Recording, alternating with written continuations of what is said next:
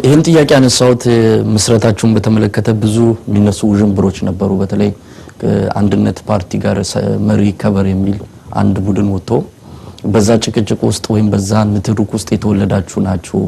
ምናልባትም አንድነት ፓርቲን ለማዳከም መንግስቱም ብሎ በተለጣፊነት እንዲወጡ ያደረጋቸው ስማቸውንም እንዲገን የተደረገው በዛ ምክንያት ነው። ለምሳሌ ሰርቲፊኬት እንዳይሰጣችሁ የተደረገበትም ሁኔታ የናንተን ስም እንዲገንና ጀግና ሆናችሁ እንድትታዩ ከዛም በህዝቡ ዘንድ ተቀባይነት እንድታገኙ የተደረገ የገዢው ፓርቲ የተለመደ ስልት ነውና ያ የወለዳችሁ ናችሁ እንጂ አዲስ ነገር ይዛችሁ አልመጣችሁም የሚል ነገር ይሰማል። ይሄንንም በተለያዩ መንገድ ምክንያቱም ይዛችሁ የመጣችሁት አዲስ ወይም ሬታ ዓለም ወይም ደግሞ የትግል እንቅስቃሴ የለምና ከዚህ አንፃር ምላሹ ምንድነው?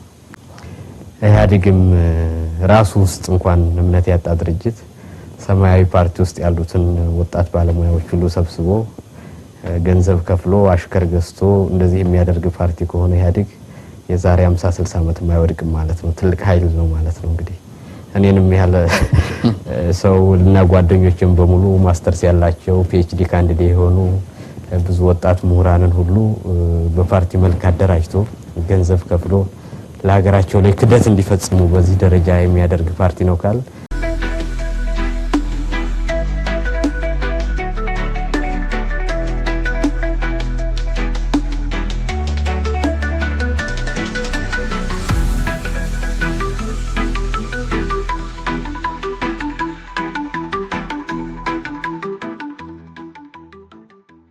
ዋሽንግተን ዲሲ ስቱዲዮ ቆይታ ሊያደርግ ተገኝቷል። በእናንተ በአድማጮቻችን በተመልካቾቻችን ስም ከልብ እያመሰገንን ወደ ዝግጅቱ እናልፋለን። አብራችሁ ነው።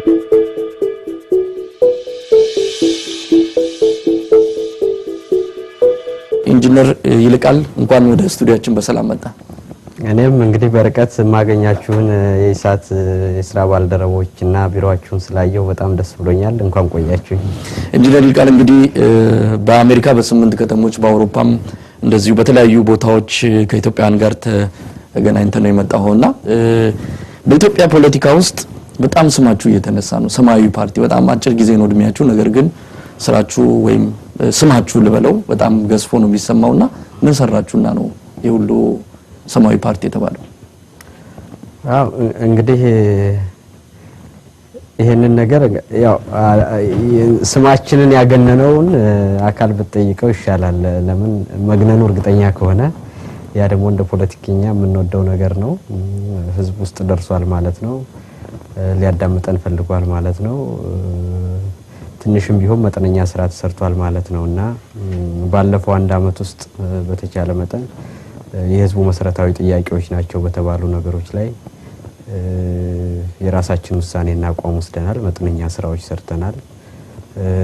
በአገዛዙ የሚደርሰውን ግፍና በደል በህዝብ ላይ ለማጋለጥ ጥረቶች አድርገናል። እነዛ ስራዎች ምናልባት በሰማያዊ ፓርቲ ውስጥ ትንሽ ቀደም ካለው ጊዜ በተለየ ሁኔታ ደፈር ባለ ዋጋ የሚያስከፍልን ነገር በሩቁም ቢሆን እያየ ነው ወስነን የገባንበት ስለሆነ ያ ያመጣው ነገር ይመስለኛል። ለማንኛውም ባለፉት አንድ አመት ተኩል ያህል ጊዜ ውስጥ ለ8 አመት ያህል ያልነበረውን ሰላማዊ ሰልፍ በማድረግ ያልተጠበቀና ትልቅ አይን ገላጭ የተባለ ሰልፍ መደረግ ችሏል። ብዙ ሰው ያዘነበትና ቅር ያሰኘው በዚህ በአማርኛ ተናጋሪዎች ከቤንሻንጉልና ከጉራ ፈርዳ በመፈናቀላቸው በዛ ላይ የሚወስድነው አቋምና ዛው ቦታው ድረስ ሄደን በተለይ በእኛ ላይ የደረሰውን ግልት ለማጋለጥ የሚያደርገው ሙከራ እንደዚሁም በግራዚያኒ ዋናው ብዙ ኢትዮጵያውያንን 30 ሺህ ያህል ኢትዮጵያውያንን በ3 ቀን ውስጥ አዲስ አበባና አካባቢው ላይ የጨፈጨፈ ሰው በአገሩ ላይ እንደ ትልቅ ባለ ታሪክና እንደ ብሔራዊ ጀግና ሐውልት ሲሰራለት ለዛም ሰልፍ በወጣንበት ጊዜ መንግስት በእኛ ላይ እና በሰልፈኛው ላይ በወሰደው አቋም እንዲሁም በሳውዲ አረቢያ በደረሰባቸው መፈናቀልና ሀብት የመዘረፍ የመገደል የመደብደብ በእህቶቻችን በወንድሞቻችን ላይ በደረሰው ነገር ላይ የወሰድነው አቋምና ሰልፍ በመውጣታችን ስንደበደብ ስንሰቃይ ቢሮአችን ሲዘረፍ ከዛም በላይ ደግሞ ለስራ በመንቀሳቀስባቸው ጊዜዎች ሁሉ በአለው አገዛዝ የሚደርስብን ግፍና በደል ፊልሙን ማይታችሁ እንደሆነ ዋቢ ሸበሌ ላይ የራት ግብዣ አዘጋጅተን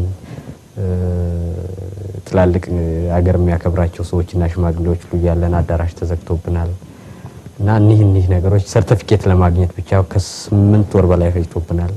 ከተመሰረተ 2 አመት ጥር 1 በፈረንጅ ቢያልፍም ለ8 ወር ያህል ሰርቲፊኬት አገዛዙ ሊሰጠናል ይችላል ብሎ በራሳችን አውጀን በዋጁ መሰረት ትክክለኛ ፓርቲ ነን ብለን የወጣ ነው 3 ወር ሲሞላና የሚደርስብንም በደል በአንጻሩ ደግሞ ያ በደል እየደረሰብንም የሰማያዊ ፓርቲ መስራቾች በፍቅር በአገር ወዳድነት በህጋዊነት የሚመጣውን ዋጋ ለመክፈል ያደረግነውና ሄድነው ርቀት ይመስለኛል። እንግዲህ አቴንሽን ይሳው ኢንጂነር ይልቃል እንግዲህ የተለየ እንቅስቃሴ ምን አደረጋቸው የሚሉም ከተለያዩ ወገኖችም የሚመጣ ትችትም ሊሆን ይችላል። ወደ ኋላ ላይ ተመልሼ በዚህ ጥያቄ ላይ እመጣለሁ። ነገር ግን ሰማያዊ ፓርቲ ለምን ተመሰረተ?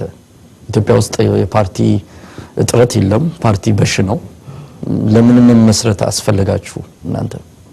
እንግዲህ ሰማያዊ ፓርቲን ለመመስረት ያነሳሳን ነገር አንደኛ አንድ ፓርቲ ሲነሳ ትኩረት ሰጥቶ ሊሰራቸው የሚፈልጋቸው ሐሳቦችና ስልቶች ሊኖሩት ያስፈልጋሉ። በሁለተኛ ነገር ደግሞ ይሄ ስልት ዋና ደግሞ የሚደርስበት ዋናው ነገር በስትራቴጂና በአላማ ኢትዮጵያ እንዲህ አይነት ሀገር ነበረች፣ ኢትዮጵያ በአሁን ደረጃ እዚህ ትገኛለች፣ ከዚህ ተነስተን ደግሞ ወደፊት እዚህ እንደርሳለን የሚል ወይም እዛ እንደርሳለን የሚል ግልጽ አላማ ያስፈልጋልና በዚህ አንፃር ስናየው ሰማያዊ ፓርቲ አንደኛ ነገር እስካሁን ድረስ ባለው ሁኔታ በኢትዮጵያ የፖለቲካ ታሪክ ውስጥ የድርጅት ፖለቲካ ከተጀመረ ባለፈው 40 አመት ውስጥ ብዙ ዋጋ ተከፍሏል፣ ብዙ መስዋዕትነት ተከፍሏል። ብዙ የኢትዮጵያ ልጆች ህይወታቸውን አጥተዋል። የመጨረሻውን ደረጃ መታሰሩ፣ መንገላታቱ፣ መሰደዱ እንዳለ ሆኖ ብዙ ህይወት ጠፍቷል። ነገር ግን ፖለቲካው ወደፊት ሊራመድ አልቻለም እና ይሄ ምክንያቱ ምንድነው ብለን ባሰብን ጊዜ አንደኛ የባለፈው ፖለቲካ አጠቃላይ አነሳሱና መነሻው ከግራ ርዕዮተ ዓለም በመሆኑ የመጠፋፋትና የጥላቻን የመደብ ፖለቲካን ትኩረት ያደረገ ነው የሚል ሐሳብ አለ። በሁለተኛ ደረጃ ያው የፖለቲካ አመለካከትና ቀኖናዊነት አሁን እስካለው የፖለቲካ አስተሳሰብ ድረስና አመራሮች ድረስ ያለ አስተሳሰብ ነው በሚል እስኪ ምናልባት በተለየ ሁኔታ አንደኛ ወጣቱ ላይና አዲሱ ትውልድ ላይ ወጣት ሲባል እንግዲህ አከራካሪ ነው። በፖለቲካ ወጣት እስከ 45 አመት ድረስ ያለው ሰው ወጣት ነውና አዲሱን ትውልድ ወደ አመራርና ከራሱ የተወከለ ብናመጣ በፊት ደግሞ የቆየውንና በህይወት ተሞክረው በትምህርቱ በልምዱ ያገኘውን ነገር ከውድቀትም የተማረውን ነገር በፊት የነበሩት በእድሜ የገፉ ሰዎችና በትምህርት ያላቸው ሰዎች አማካሪ ቢሆኑ ምናልባት ፖለቲካውን ለየት ባለ መልኩ ማንቀሳቀስ ይቻላል። ይሄን አሰላለፍ በመያዝ ነው።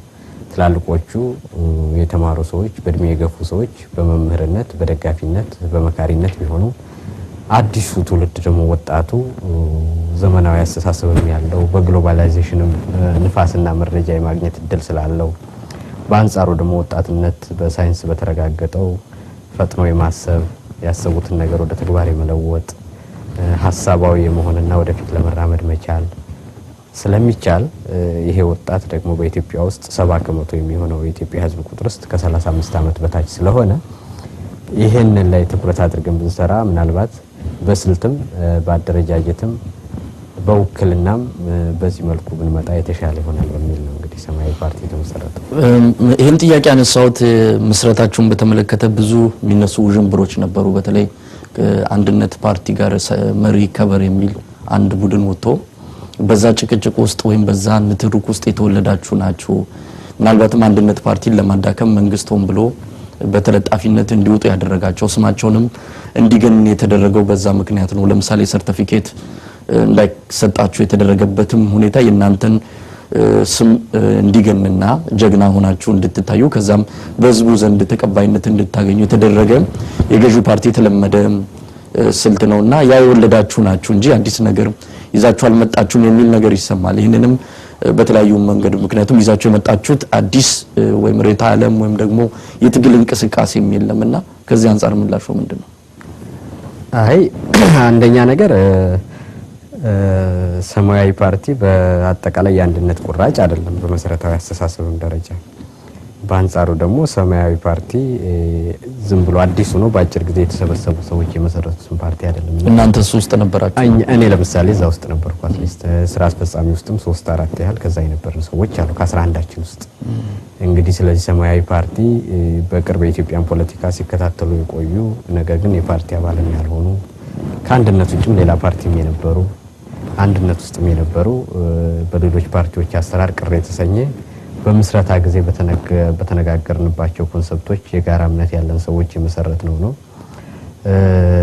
ከአንድነት ስንወጣ ብዙ ሰው ሊያውቀው የሚገባ የወጣኖች አሁን ሰማያዊ ፓርቲን የመሰረትን ወጣቶች ብቻ ሳንሆን ብዙ ትላልቅ ሰዎችም ጭምር ወጥተዋል። በዛን ጊዜ አንድነት ውስጥ በነበረው መሪ ከበር ውስጥ እነ ፕሮፌሰር መስፍን ወልደማርያም ወጥተዋል፣ እነ ዶክተር ሽመልስ ተክለጻድቅ ወጥተዋል፣ እነ አርቲስት ደበበ እሸቱ ወጥተዋል፣ እነ አቶ አማሃ ዳኘው የጥናትና ስትራቴጂ ኃላፊ የነበሩት የአንድነት እነሱ ወጥተዋል፣ እነ አቶ ታምራት ታረቀኝ ወጥተዋልና ብዙ በፖለቲካው ላይ አመኔታና ከበሬታ የነበራቸው ያ ጭቅጭቅም አላምራቸው ሲል ዶክተር ያዕቆብ ኃይለማርያምም ከአንድነት ራሳቸውን አግለዋልና ስለዚህ እንግዲህ ወያኔነት ከተባለ ያን ሁሉ ሰው ጨምሮ ነው አብሮ ወያኔ ካምፕ ውስጥ መጨመር የሚያስፈልግ ስናስብ ከዛ ባለፈ ደግሞ እኛ በሰራናቸው ስተቶች በዛን ጊዜ በወጣንበት ጊዜ የነበረው ስተት የራሱ የፓርቲው አያያዝ ስተት እንደነበረ ቅርብ ጊዜ በአንድነት ድምጽ የሚባል እዚህ ሀገር ውጭ ሀገር በሚተላለፍ ሬዲዮ ኢንጂነር ግዛቸው ሲናገሩ ሰምቻለሁ። ያኔ የወሰዱት አቋም በእኛ ላይ የሚያደረጉት በፍጥነት ወደ መድረክ መግባቱ አንድነት የቅንጅት ወራሽ ነው ተብሎ የቅንጅትን ሐሳቦችና እምነቶች ይዛል ተብሎ ከተመሰረተ በኋላ በተለይም ከሊቀመንበራችን በዚያን ጊዜ ከብርቱካን መታሰር በኋላ በፍጥነት ወደ መድረክ የመግባቱ ፕሮግራም ቀይሮ በአስቸኳይ በቅድመ ሁኔታ ተወስየና ነጋሶን ያለምንም ሁኔታ ከፍተኛ አመራር ላይ ሲያመጡ በአሰራርም በደንብም በፕሮግራም ላይ የቅንጅትና አመለካከቶች የመበረስ አስተሳሰብ ስለነበረበት ይሄ በተግባርም ብዙ ጊዜ የጻፍንበት ነው።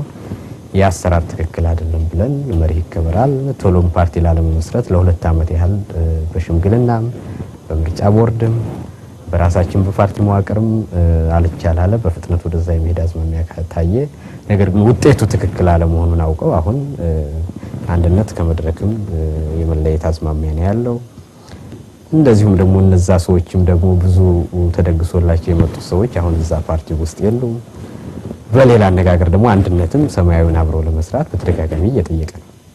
አብሮ ለመስራት እየጠየቀ ነው። በተለያየ ስራዎች ውስጥም አብረን እንሰራለንና የተለየናቸው ሰዎች ራሱ እንደዛ ላሉም አክብሮት አላቸው፣ እምነት አላቸው። አሁንም ከኛ ጋር አብረው ቢሰሩ እንደሚፈልጉ ያሳያልና በየትኛው መመዘኛ የኢህአዴግ ወዳጅ ሊያሰኝ የሚችል ነገር የለም። ኢህአዴግም ራሱ ውስጥ እንኳን እምነት ያጣ ድርጅት ሰማያዊ ፓርቲ ውስጥ ያሉትን ወጣት ባለሙያዎች ሁሉ ሰብስቦ ገንዘብ ከፍሎ አሽከር ገዝቶ እንደዚህ የሚያደርግ ፓርቲ ከሆነ ኢህአዴግ የዛሬ 50 60 ዓመት የማይወድቅም ማለት ነው። ትልቅ ኃይል ነው ማለት ነው። እንግዲህ እኔንም ያለ ሰው እና ጓደኞችም በሙሉ ማስተርስ ያላቸው ፒኤችዲ ካንዲዴት የሆኑ ብዙ ወጣት ምሁራንን ሁሉ በፓርቲ መልክ አደራጅቶ ገንዘብ ከፍሎ ለሀገራቸው ላይ ክደት እንዲፈጽሙ በዚህ ደረጃ የሚያደርግ ፓርቲ ነው ካል በአንድ መልኩ እኛን ማቃለል አይደለም ኢህአዴግን እንደ መልአክ ማድረግና የኢትዮጵያን ሕዝብ ሁሉ አቅመ ቢስ አድርጎ ማየት ስለሚመስለኝ ይሄ ትችት ያልታሰበበትና ካሉ ባልታ የማያልፍ ምናልባት ውስጥ ሆናችሁ አሁን ረፍዶ ሊሆን ይችላል ወይም ደግሞ በወቅቱ እንዳልቻላችሁ ነው አሁን የነገርከን ያለውና ግን ፓርቲ ከማብዛት ሌሎች ፓርቲ ኢትዮጵያ ውስጥ ከ95 በላይ ፓርቲዎች አሉ እየተባለ ሌላ ተጨማሪ በሪዮት ዓለም ያልተለየ ዝም በስምና በተወሰኑ ግለሰቦች ልዩነት ብቻ አዲስ ፓርቲ ከማቋቋም ሌሎቹ ያሉትን ማጠናከር አይሻልም ወይ የሚል ነገር ይነሳል። ይሄ ደግሞ ብዙዎችንም የሚያስማማ ይመስለኛል። ፓርቲም ብዛቱ ተቃውሞን ጎራ ያዳከመው ነው የመጣው እንጂ ለኢትዮጵያ ሕዝብ የፈየደው ነገር የለም። ይሄ ነገር አልታያችሁም? በወቅቱ ውስጥ ገብታችሁ የማጠናከር የማሸነፍ ወይስ እናንተ አቅም ነበራችሁም በወቅቱ? ልክ ነው። 2 ዓመት ተኩል በዛ ሁኔታ ውስጥ ቆየን እኮ ብዙ ሰው ስለማይገነዘበው ለሚዲያም ስለሆነ ይሆናል እንጂ በአንድ ፓርቲ ውስጥ የተለየ ሐሳብ ኑሮት በዛው ውስጥ ይፈታ መሪ ከበርም ያለበት ጉዳይ እዛው ላይ ነው። ዝም አንልም የሚል ስም ነበረን። በዛ በአንድ አጋጣሚ ፕሮግራማችን ሲቀየር የተነሳንበት ሐሳቦችና እምነቶች ተሽረው ደንብ ሲሻር ፕሮግራሙ ሲለወጥ ይህንን ነገር አናይም ብለን እንደነገርኩ በፓርቲው ውስጥ በክርክር በምክር ቤት ደረጃ ጠቅላላ ጉባኤ በምርጫ ቦርድ በማስተዳደሪያ አዋጁና ፓርቲው ማድረግ ስለሚገባው ስለመሰሳቱ ያን ሁሉ ነገር ሄድ ያን ያህልም ሄደን በኩልኛ ትተን አልወጣንም። መጨረሻ ላይ ይሄንን የምነግርህን ሁሉ ሰው በሙሉ አሁን እስር ቤት ያለችውን እነ ሪዮት ዓለሙን ሁሉ ሳይቀር ነው እንግዲህ ዛን ጊዜ እንዲሁ ዝም ብሎ ቀላል ነገር እንዳልሆነ ተባራችኋል በዲሲፕሊን ተባለ ፕሮፌሰር መስፍን ወልደማርያምን ጨምሮ።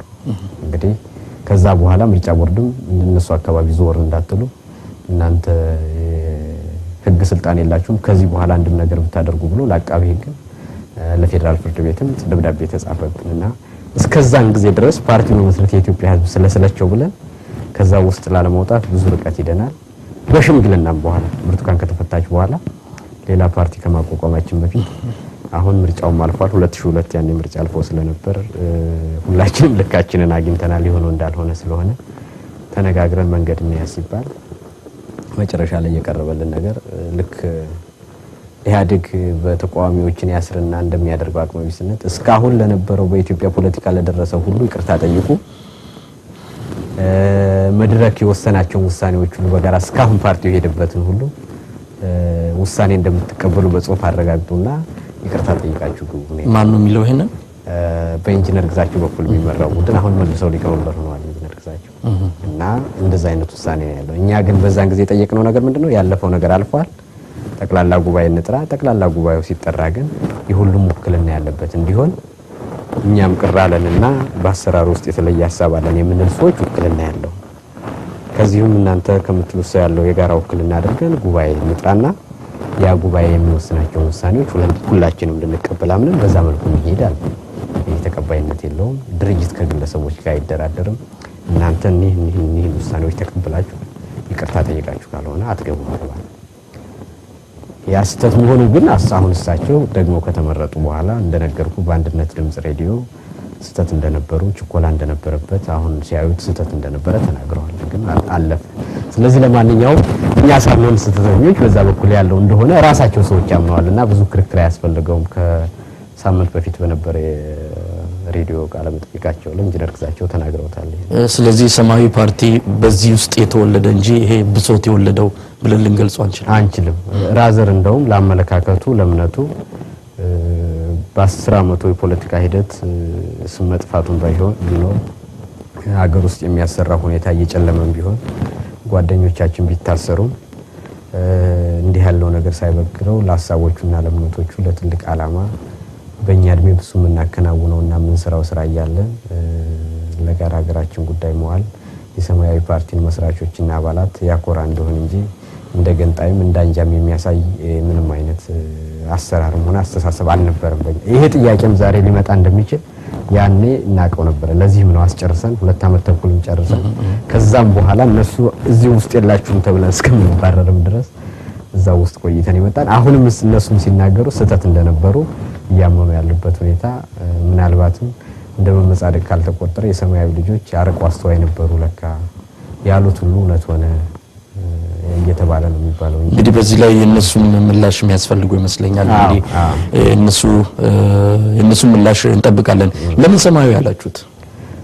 እንግዲህ ትንሽ ባዕድ ነው እንግዲህ ፓርቲም ተብሎ ነበር። ኢትዮጵያዊኛ ስም አይደለም እንዲሁ ወጣቶች እንዲሁ ያወጡት ነውና ትንሽ በወቅቱም መነጋገሪያ ሆኖ ነበርና ለምን አላችሁት? ሰማያዊ እንግዲህ ሰማያዊነት አንደኛ እንደው አላልነውም እንጂ ሰማያዊ ባዕድ አይደለም ለኢትዮጵያ። እንግዲህ ሁሉም ነገር እንደውም የሰማይ አምላክ አንተ ታውቃለህ እየተባለ ነው ክርስቲያኑም ሙስሊሙም ወደዛ የሚገባውና ሰማያዊ ቀለሙም ሆነ ሰማያዊ መለኮታዊነት ለኢትዮጵያ ሕዝብ እንግዲህ ሐሳብና ባዕድ አይደለም እንደሚባለው በኔ እይታ ግን ከተለመደው ወጣ ስላለ ነው የኢትዮጵያ ሕዝቦች አንድነት የሚሉ ስሞች ናቸው በብዛት ለፓርቲ መስረታ። እሱም ሰለቸን ነው የኛ ወደዛ ሄድንበት ዋናው ምክንያት ህዝቡ እስከዛሬ በአዲስ ፓርቲ መመስረትም ተሰላጅቷል። ሁለተኛ አዲስ ሆነን ስንወጣ በፊት ከነበረው ለየት ብሎ በቀላሉ አሁን እንዳንተ እንዳልከው ሰውም እንዲጠይቀን እንፈልጋለን። አቴንሽኑ እንዲሰጥ ለምን ሰማያዊ ያሉት የሚለው ጥያቄ ራሱ እንደ ፖለቲከኛ መልሱ ልንነግረው እኛን ለማዳመጥ ዝግጁ ማድረጉ በራሱ አንድ ስልት ነበረ። ከዛ ግን ዋናውና ትልቁ ሐሳብ ሰማያዊ ቀለም የሰላም የአንድነትና የተስፋ ምልክት ነው። በብዛት ይሄን ደግሞ የተለያዩ ዓለም አቀፍ ድርጅቶችም ይጠቀሙበታል። አይተው እንደሆነ የተባበሩት መንግስታት አርማ የዓለም ቅርጽና በዘንባባ ውስጥ ነው በሰማያዊ ቀለም ያለ ነገር ነው። የአውሮፓ ህብረትንም ባንዲራ ያየው እንደሆነ 17 ኮከቦች በሰማያዊ ቀለም ውስጥ ነው ያሉትና ሰላም፣ አንድነት፣ ተስፋ ደግሞ ለኢትዮጵያ በጣም ወሳኝ ነገሮች ናቸው። የአንድነታችን ጥያቄ ከጊዜ ወደ ጊዜ ኢትዮጵያን እንደ አዲስ ሀገር አፍርሰን እንሰራለን የሚሉ ሰዎች አሉ። እሱን አንቀበልም። አንድነታችን ጸንቶ እንደኖረ ከናስከፊ ገጽታው ወደፊት ኢትዮጵያ ላይ እየደመር ስህተቶችን እያረምን እንሄዳለን ብሎ ያምናል ኢትዮጵያ የሰማያዊ ፓርቲ። ተስፋም እንደዚሁ ነው። እኛ ሀገር ካየው አንተም እንደ ጋዜጠኛ ሆነ ሁሉንም ነገር አይቻልም የሚለውን ነገር ለማስረገጥ ነው ሁሉም ሰው የሚጠይቅ። እንደዚህ ብናደርግ እንዲህ እንሆናለን፣ እንደዚህ እንሆናለን፣ እንደዚህ እንሆናለን የሚል ለስኬት ምክንያት የሚሆኑትን ፍርሃትና ስጋትን መንገር እንጂ በተስፋ እችላለሁ የሚል መንፈስ ካምሯችን ሙጥጥ ብሎ የጠፋበት ጊዜ ላይ ነው ያለነው አሁንና ስለዚህ ተስፋ ይቻላል የሚል ስሜት የነገን ጣፈንታዬን ህይወቴን መወስነው እኔ ነኝ የሚል ትውልድ እንዲመጣ እንፈልጋለን። ኢትዮጵያችንም የተስፋ ምድር እንድትሆን እንፈልጋለን። ማንም ሰው በስራው በኃላፊነቱ በልጅነት እድሜው የተመኘውን ነገር በጎልማሳ እድሜው የሚያደርገውን አቅዶ የሚንቀሳቀስና በህይወቱ ላይ ሙሉ ኃላፊነት የሚወስድበት ተስፋ አድርጎ የሚኖርባት ሀገር እንድትሆን እንፈልጋለን። ስለዚህ ሰላምም እንደዚሁ የኢትዮጵያ የሰላማችን ጉዳይ ከውጭም ከውስጥም ብዙ አደጋ ያለበት ነው። ሰላም ደግሞ ጸጥ ረጭ ማለት አይደለም። የውስጥ ሰላም ከፍቅር የመነጨ ሰላም እድሜን የሚያራዝም ሰላም እንዲኖር እንፈልጋለን።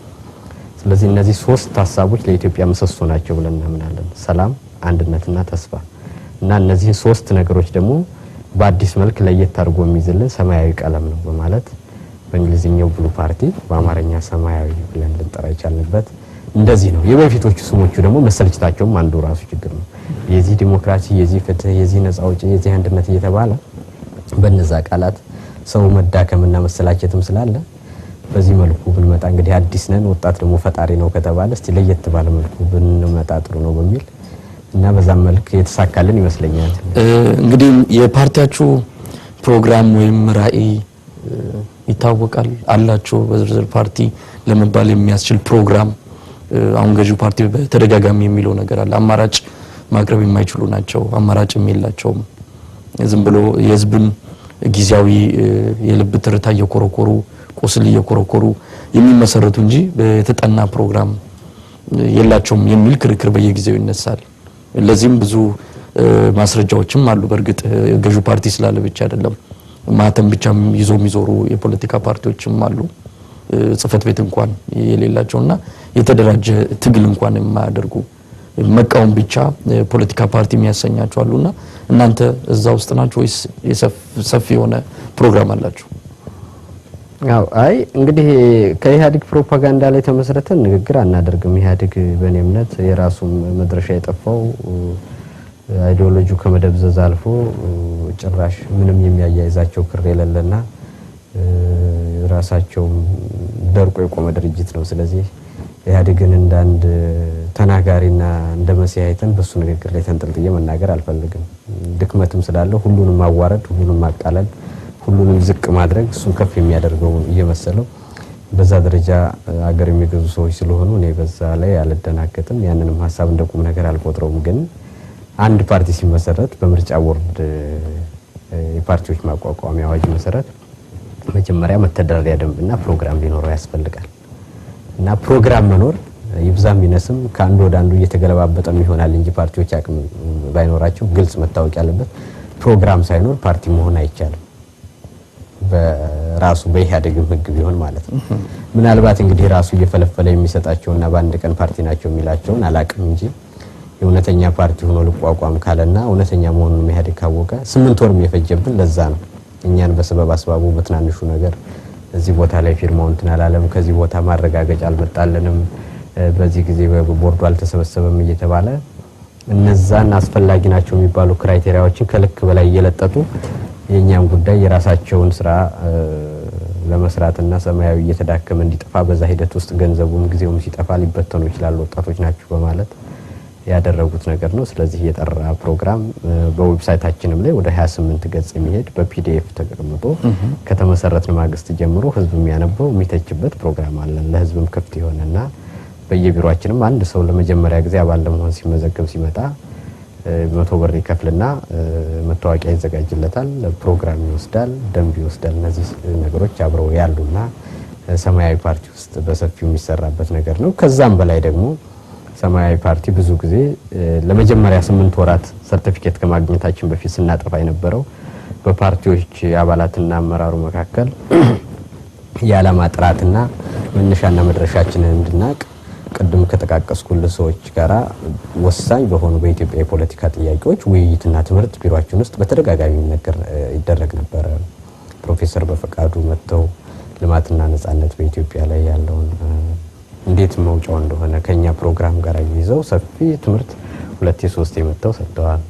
ዶክተር ያዕቆብ ኃይለማርያም እንደዚሁ በዓለም አቀፍ ሕግ ላይ በሽብርተኝነት ላይ ፕሮፌሰር መስፍንም እንዲሁ የኢትዮጵያን ጉዳይ በቅርብ የሚከታተሉ ስለሆኑ የኢትዮጵያ ወጣትና የወደፊት ኃላፊነትን በተመለከተ ዶክተር ዳኛቸው አሰፋም እንደዚሁ አጠቃላይ ለ21 ዓመቱ የኢትዮጵያን ፖለቲካ በተመለከተ አቶ ታዲዮስ ታንቱም እንዲሁ የኢትዮጵያ ታሪክ ጥንታዊነቱን ተከታታይነቱን ሀገረ መንግስት በመሰለ እነኚህ አይነት ውይይቶች እኛ ቢሮ ውስጥ በሰፊው እንደውም ባልተለመደ ሁኔታ በእውቀት ላይ የተመራ ትግል ነው ዳር የሚደርሰው በእምነት ላይ የተመሰረተ ትግል ነው ወደፊት የሚደርስ በማለት ለእውቀትና ለዋቂዎች ሰማያዊ ፓርቲ አክብሮት ይሰጣል ትኩረት ይሰጣል።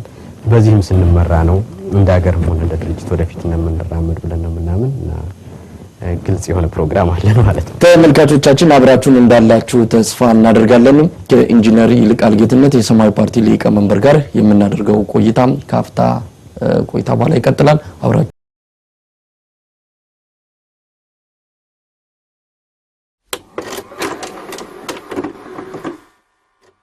እንመርቃቸው ብለን ያዘልቃቸው